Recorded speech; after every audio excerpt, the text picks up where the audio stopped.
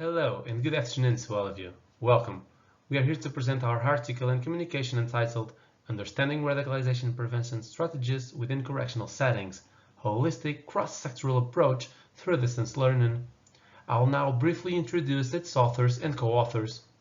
The first author to be presented will actually be myself. My name is Pedro Liberado.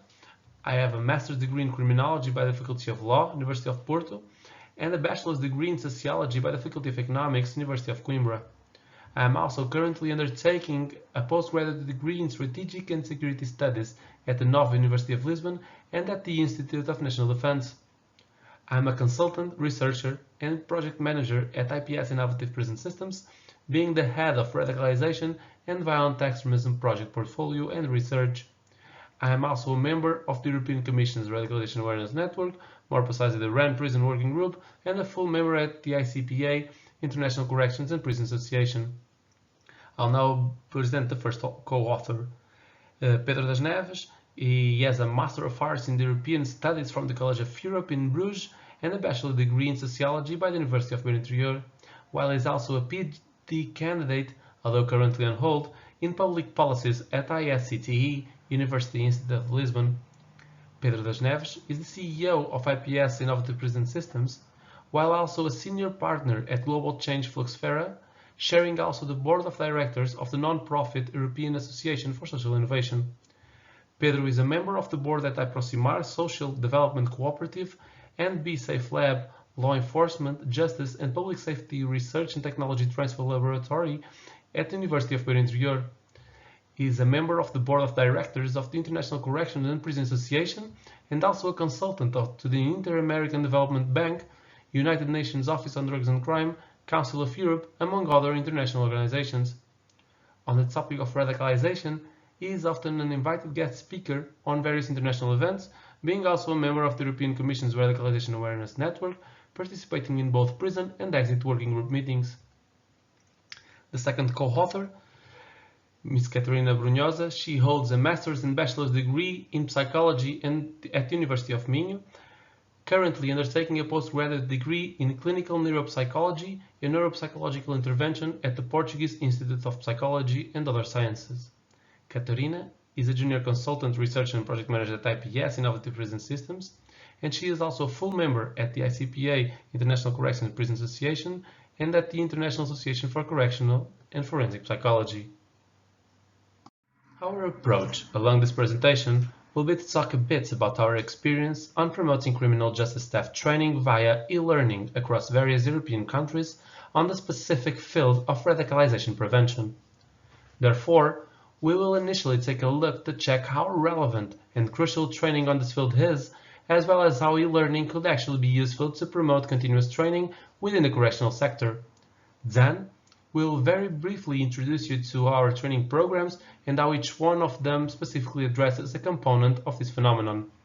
Results of an e-learning training program will then be presented, and further considerations on the relevance of promoting distance learning within the criminal justice sector will be discussed before presenting what are the future next steps on this continuous path. Some individuals, due to the intrinsic nature of their job, such as prison, probation, and other law enforcement professionals, are expected to be in direct contact either with radicalized individuals or with those who are at risk of radicalization, or, in other words, who are deemed as vulnerable to engage in the radicalization process. Hence, providing these individuals with the right tools and knowledge to effectively carry out their job must be a key principle that all EU member states should adopt. In fact, as EU counterterrorism coordinator Gilles de Kerchove once said, jail is a major incubator of radicalization. Prisoner societies have been experiencing the diversification and complexity that European society's cultural evolution had acknowledged. Therefore, a greater understanding and sensitivity concerning religious and cultural norms, values, and expressions have become increasingly relevant for a better staff-inmate relationship. According to RAN, the European Commission's Radicalization Awareness Network, despite not being imperatively necessary that prison officers become experts on religious and ideology-related areas of knowledge, it is highly desirable that these staff members have some background knowledge of both religious and cultural backgrounds of the people they are working with on a daily basis.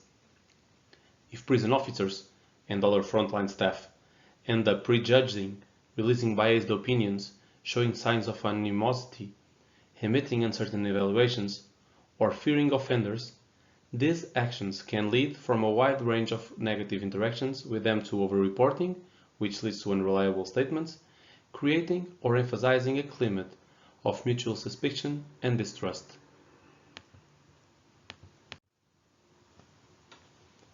RUN also states that staff should also be trained to understand individual, social, and environmental reasons that could ignite inmates' behavior. By that, the observation of indicators and/or evidence through the innate high is expected to be done within the broader context of recognizing inmates' traces of vulnerability and needs for additional support, which means that staff need to comprehend the radicalization process and not rely on the simplistic task of looking for signs. Therefore, specialized training should be directed to the various staff roles according to the prison population that is considered to be at risk of radicalization. However, general training should be made available for all professionals working directly or indirectly with this population. In addition, RUN advises that an efficient dissemination strategy regarding the development of best practices and training material should be potentiated through the creation of national training and support units, which could not only offer additional psychological support to prison frontline staff, but also strengthen and enhance general cooperation, both locally, nationally, and internationally, and consequently facilitate the sharing of information and experiences.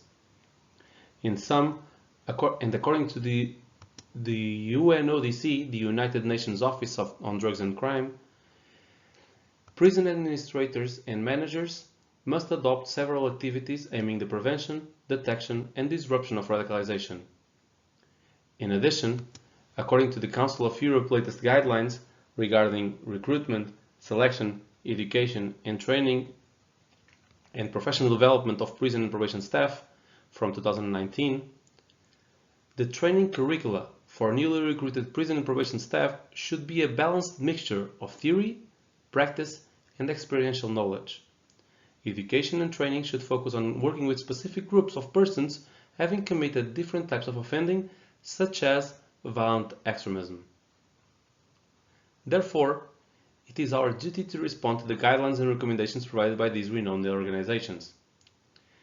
Criminal justice staff should then be able to receive specialized training and share their professional experiences with others in order to enhance this staff's capability in recognizing radical behaviors and dealing with radicalization prevention strategies.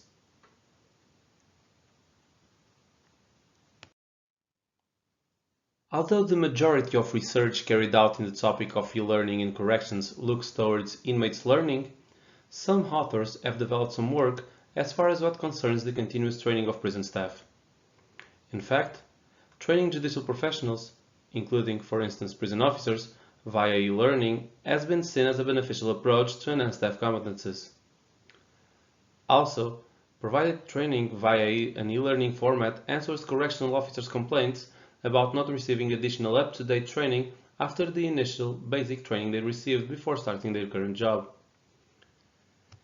It is also important to note that since various prisons or correctional facilities are geographically situated at a relevant distance from major cities, such only contributes to emphasize the current barriers to continuous training to occur.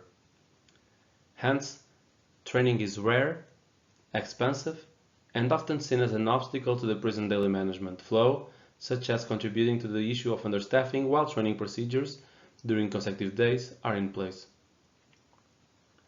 In addition, by adopting a training methodology based on asynchronous sessions, online learning is characterized by the absence of time and spatial constraints.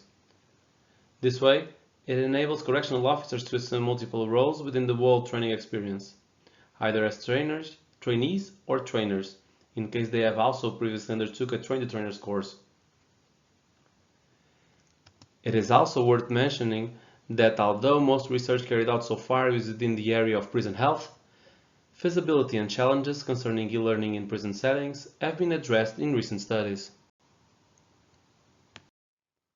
We will now take a look into the projects that served as the basis to the methodology of this communication. The first will be the R2PRIS project. As its name implies, it is focused on the prison context and on developing a multi-level training and assessment approach towards radicalization prevention. We will look in more detail to some of its characteristics in a few minutes. Nonetheless, it should be worth noting the wide dissemination that this project already had, which was specially due to being described by the European Commission as a best practice on this field. Then, the INTEGRA project, which focuses more on the probation setting and started looking towards a cross-sectoral approach within the criminal justice context. Over 90 trainees took part in the e-learning piloting course of this project. At last but not least, the Way Out project, which conceptual strength focuses on the evaluation and methodological conceptualization of exit programs and strategies. In this project, almost 150 trainees are piloting the course and contributing to its fine-tuning. We will now look into more detail to the concept and contents of these e-learning training programs. First, the Radicalization Prevention in Prisons R2PRIS project. This project was implemented between 2015 and 2018 and sought to reduce the radicalization and extremism inside prisons by enhancing the competences of top-level, frontline, and technical staff, so these professionals could be able to identify, report, and interpret signals of radicalization and respond appropriately. The focus of the R2PRIS approach defends that radicalization is a dynamic process that is likely to be influenced mainly by factors that are situated in three levels. First, within the individual, the second level among prisoners, and the third level within the environment of the prison setting. Therefore, a methodological framework was developed that hence created the background for the development of the RAP toolset and its instruments, which we will be addressing later. On the other hand, the INTEGRA project. INTEGRA stands for Integrated Community, Probation and Prison Services Radicalization Prevention Approach. This project strives to improve the transition process between prison or probation systems and the community for those at risk of radicalization or who have been radicalized. It attempts to achieve this outcome by promoting a holistic radicalization prevention initiative approach focusing on the skills development of offenders, frontline staff, and organizations. The INTEGRA training program comprises chapters and training manuals entirely dedicated to probation staff requirements when dealing with radicalized offenders or with those who are vulnerable to radicalization. Then, the Way Out project, which stands for Integrated Exit Program for Prisons and Probation. This project is fundamentally aimed at building a common framework to evaluate exit programs along with the development of the methodological conceptualization of an exit program based on proven effectiveness approaches. And by that we mean analyzing what works versus what does not work in this field. Ultimately, the project aims to improve and facilitate the implementation of exit programs across the criminal justice system, namely in prison and probation settings. Hence, this project responds to one of the European Union's security concerns, the problem of radicalization leading to violent extremism. Hence, it is now much easier to understand why, for the purpose of this article, we are calling it a three-tier, threefold training approach. At the first step, because it is cross-sectoral, as it encompasses various professional categories within the criminal justice system. Secondly, because it is multi-level when addressing a particular sector. Take for instance the example of the R2PRIS training program. The RAP toolset, which stands for Radicalization Risk Assessment in Prisons, represents a battery of three assessment instruments for prison staff at different hierarchical levels to assess the risk, signals, and vulnerabilities for radicalization that may allow them, the staff, to act in specific situation. Finally, as a third step, because it has diversified aims, as it intends to enhance staff capacity to identify, evaluate, and rehabilitate radical offenders. Although we are focusing solely on distance learning for the purpose of this communication, it should be highlighted that these interventions, especially since they were pilot courses, also encompassed face-to-face training events. Notwithstanding, the COVID-19 pandemic obligated some of these future events to be held online, therefore emphasizing how crucial online training it is nowadays in correctional settings. We will now take a look into participants' feedback of one of the e-learning courses developed so far, taking as an example the training course of the INTEGRA project. From the participants that attended the Module 1 of INTEGRA learning training, 13 answered to the participants' feedback form. In sum, the course highlighted positive results across all evaluation indicators. All participants agree or totally agree that the course was enjoyable, that the contents were clear and well organized, and also that the general and specific resources were helpful for their learning experience. It should be also worth mentioning that 93% of the trainees agreed or totally agreed that the chapter met their learning needs. On the other hand, and although positive results were also observed, 31% of participants only partially agreed when assessing if this chapter was relevant to their professional practice. Nonetheless, we consider this observation to be fairly normal, since the chapter under analysis is the initial one, which comprised more general information. Let's then take a look at a more targeted-oriented chapter. As we can now see, in a chapter that the content is clearly aligned with the environment in which the trainees tend to be familiar with, the results were different, as positive evaluations of agree or totally agree were observed across all indicators. Nonetheless, our understanding is that such indicators were only possible since previous chapters, such as Chapter 1, which results we have just observed in the previous slide, created the theoretical background for the information presented in Chapter 4 to make sense, and, therefore, enhancing the whole learning experience from the trainee's perspective. As a very brief note, all participants stated that they would recommend Module 1, used as an example, to their colleagues. This is a clear indicator that practitioners themselves were in accordance when it comes to the relevance of the training and learning contents. Here are presented some results of the qualitative feedback from the pool of trainees. Most of these comments were particularly helpful as the courses started to encompass an e-learning voiceover version in French to reach a broader range of participants who are not fluent in English. After its implementation, the course is actually scheduled to migrate to a different platform, which will contribute to enhance its interactive component. We will now discuss some of the main findings. After courses piloting stages, a deeper analysis is required, such as a pre- versus post-test evaluation of competence enhancement. This is scheduled to happen in Way Out certification course in early 2021 and at the R4Just and DOPE project training activities, which will last until 2023. Other EU-funded projects, such as Practices, developed a framework of competences for prison and probation professionals working with radicalized offenders. It will be beneficial to assess how these and other training programs are aligned with such competency requirements. The benefits tend to be evident. Adequacy of the training contents to learning needs and relevance to professional practices are highlighted by trainees, as we have seen in the descriptive analysis of the results concerning the e-learning participants' feedback.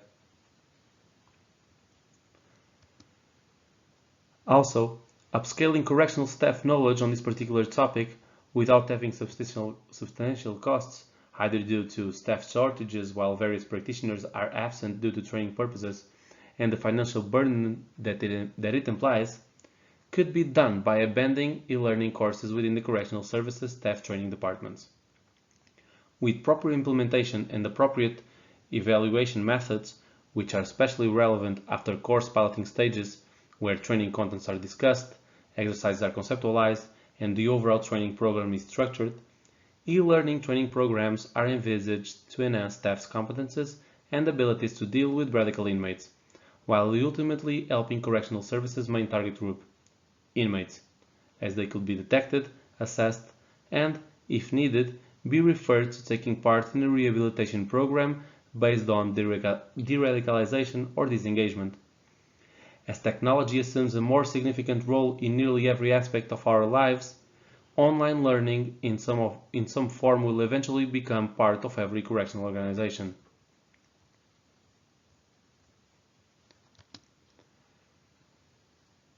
At last but not least, everyone throughout the world is now aware of the fact that the COVID-19 pandemic emphasized the need for alternative learning methods across various professional areas. The penitentiary and judicial fields are certainly no exception. Therefore, the interventions encompassed within this paper assume even greater importance, since they have been providing the groundwork since 2015 for thorough and comprehensive training programs on the prevention of radicalization to occur, which will certainly be the case going forward. To finalize, just a brief mention to the project that we have addressed in the previous slide. The R4Just, where 500 professionals from the prison staff will be undertaking the already piloted and finalized Hard to Breathe course, and the HOPE project, which intends to build upon the findings of these previous initiatives by adapting these training approaches to the specific context of the Balkan countries. We would like to thank you for your attention, and we appreciate all comments, questions, and feedback. Bye everyone.